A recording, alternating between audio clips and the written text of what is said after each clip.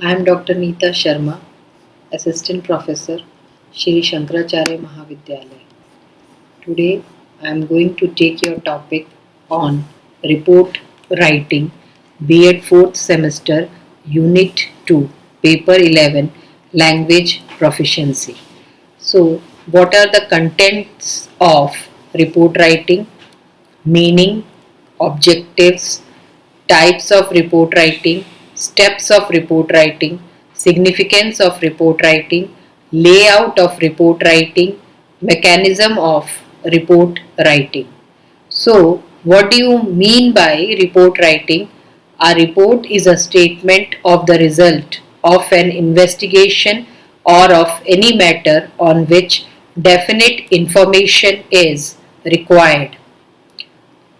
Theoretical meaning: essentially, a report is a short, sharp, concise document which is written for a particular purpose and audience. It generally sets out and analyzes a situation or problem, often making recommendations for future action. It is a factual paper and needs to be clear and well structured.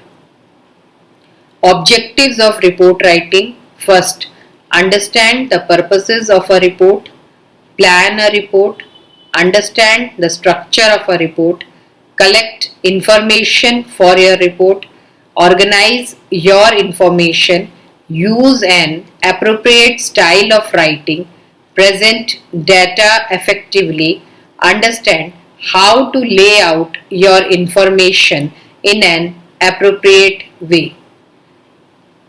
Types of reports: informative reports provide basic information, very short report writing on monthly budgets, staff, absentees, and so on. So, these are some of the informative types of report. So, research reports, what are they? Most widely used report, important for university level, writing a report on some product development, report writing for your competitors' activities.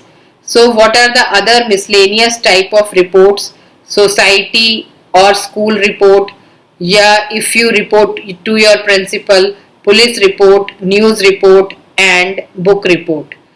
What is report writing? It is a mean to convey some information to others. It's an organized, factual, objective presentation of information.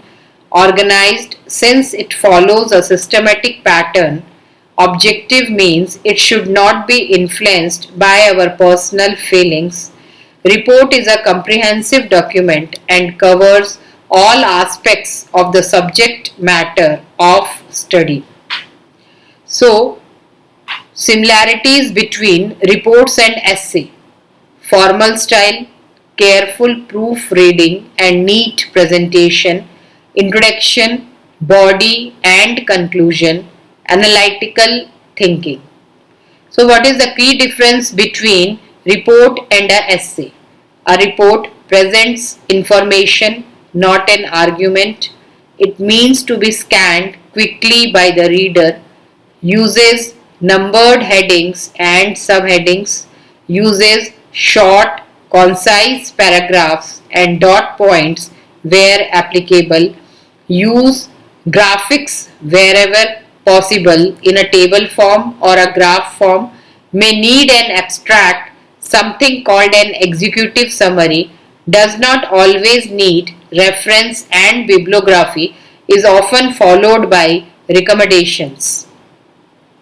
So, how to write a good report? Purpose of report.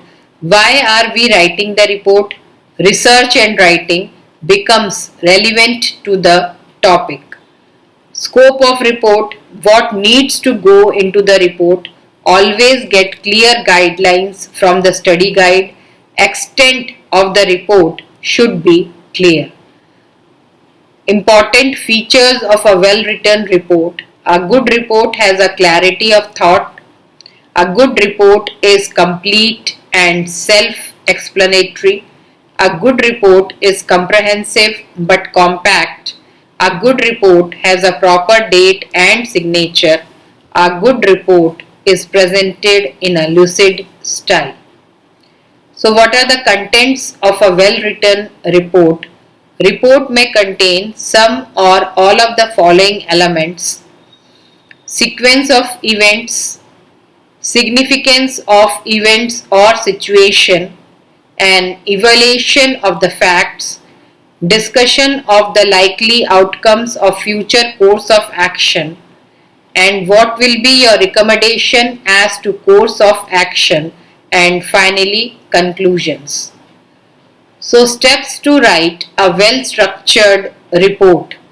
Step 1: decide on the terms of reference, decide on the procedure, find the information, decide on the structure, draft the first part of your report, analyze your findings and draw conclusions, make recommendations, draft the executive summary and table of contents, compile a reference list, revise your draft report.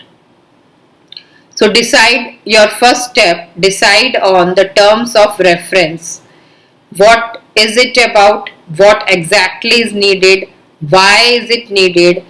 When do I need to do it? Who is it for? Or who is it aimed at? This will help you draft your terms of reference. Step 2: decide on the procedure. What information do I need? Do I need any background reading? What articles or documents do I need? Do I need to contact the library for assistance? Do I need to interview or observe people? Do I have to record data? Step 3: find the information. The next step is to find the information you need for your report. To do this, you may need to read written material, observe people's activities. Second point: find relevant and appropriate information.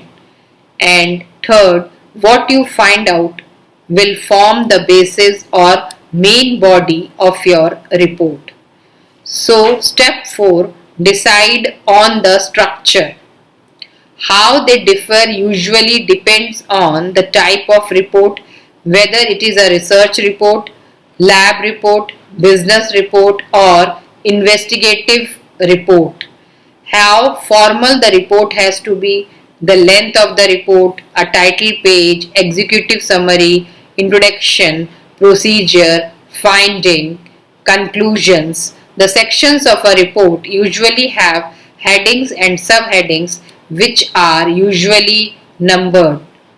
So step 5: draft the first part of your report, like findings of your reading, observations, interviews and investigation. Step 6: analyze your findings and draw conclusions. The conclusion is where you analyze your findings and interpret what you have found. To do this, read through your findings and ask yourself, what have I found?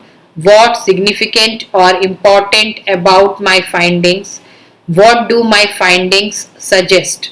For example, your conclusion may describe how the information you collected explain why the situation occurred, what this means for the organization, and what will happen if the situation continues. Don't include any new information in the conclusion. So step 7: read your findings and conclusions. Think about what you want. Check your recommendations. Ensure you include enough detail for the reader to know what needs to be done and who should do it. Your recommendation should be written as a numbered list and ordered from most to least important.